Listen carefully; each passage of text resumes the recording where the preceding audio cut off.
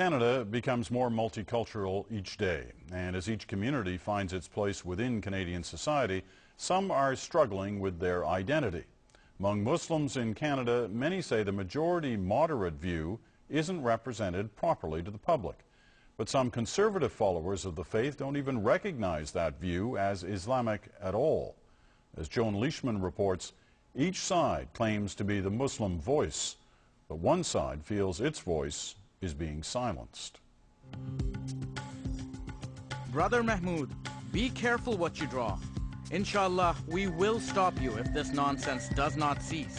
This is a warning to you and your newspaper. So maybe we should be inviting our Muslim community to ban and throw your newspaper out of their shops. They just sent me a message. We can kill you if you continue. In Canada's Muslim communities, that's what can happen if you dare speak out. You can face violence and intimidation. Behind the veil of Islam, a battle is raging between conservatives and moderates over who gets to speak for Muslims. I wouldn't really think that it is an organized campaign. Haida Mogisi is a longtime observer of the global debate within Islam at Toronto's York University. They have both religious and political justification for not tolerating difference and silencing dissenting voices. Also, there is this practice in Islam of ordering good and preventing or forbidding bad.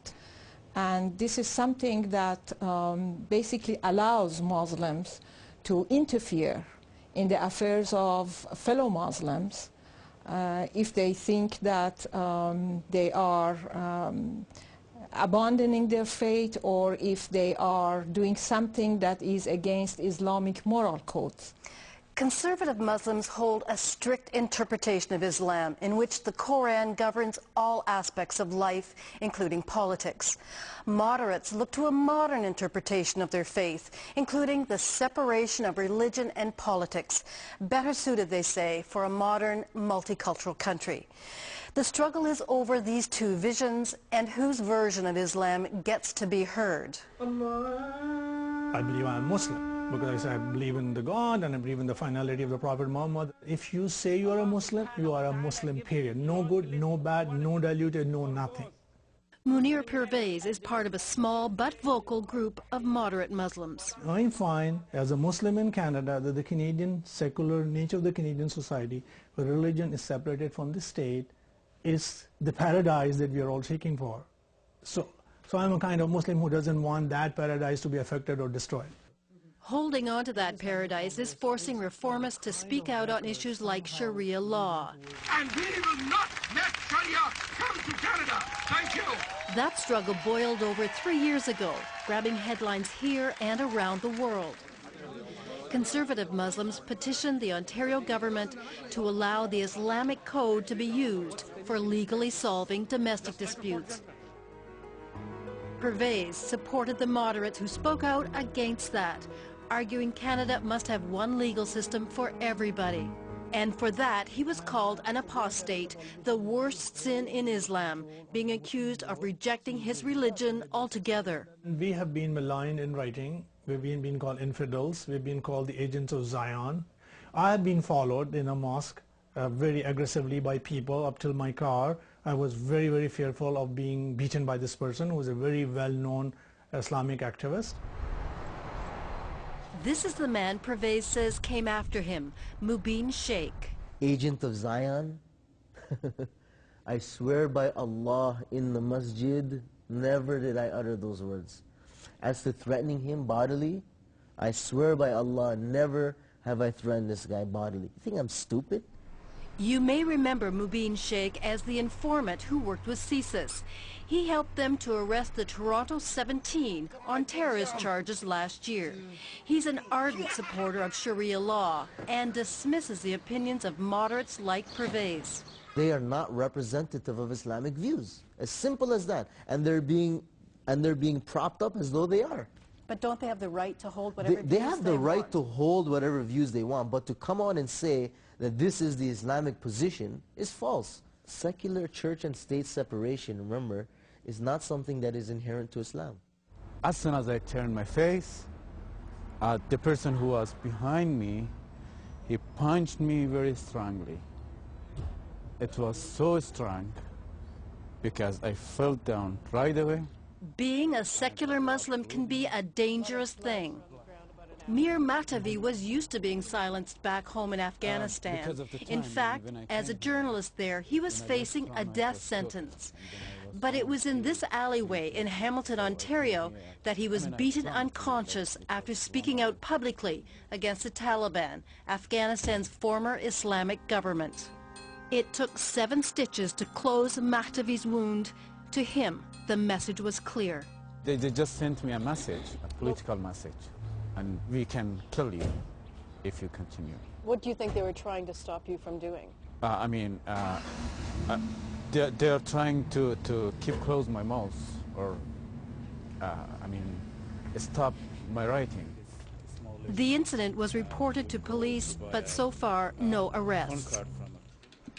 Mir Matavi continues to write and speak out, and he says to receive threats. The letters say, you are not a Muslim, you are enemy for Muslim community. If you continue, you would lose your life. Afghan community, 99% are Muslim, and a lot of this community are very fundamental Muslim. So when you're saying Mir is not a Muslim, the meaning is Mir doesn't belong to this community, or the community has to throw out this person. And one of the way of throwing out is killing. Many of the people that we talked to said that they had been accused of not being a good Muslim. I'm wondering if you can interpret for me what that means. According to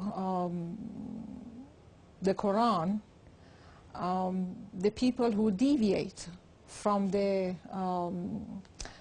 path of Islam have to be corrected, if possible, and if not possible, to be punished, sometimes by death.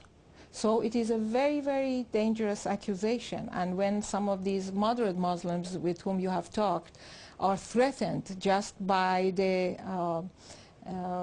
accusation or implying that they are not believers or they have deviated from the true path of Islam, they have every reason to be fearful for their lives. In her studies, Professor Mogisi has found most Muslims here are secular. They simply ignore sermons preaching hate. However, some people do take them seriously. Of course, we should always be concerned about the very tiny minority that take these words and warnings or threats very seriously, and they may consider it as their religious duties to act upon it. Many of the battles for the hearts and minds of Muslims are fought here, in the mosques, and here in community newspapers. As Tahir Gora found out, there's a less violent but equally effective way to censor moderate voices.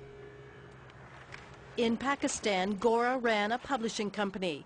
When he arrived in Canada in 1999, he saw an opportunity. I looked around Pakistani language newspaper. I found they were printing stuff from back home. So I thought I should make a newspaper. We should carry stuff from Canadian issues. I thought I should initiate a few debates about open and free discussions, because I really felt lack of open discussions within Muslim communities. That was the inspiration for Watan, a weekly newspaper published mostly in Urdu. In these pages, Tahir Gora wrote about topics as diverse as the war in Chechnya to domestic violence.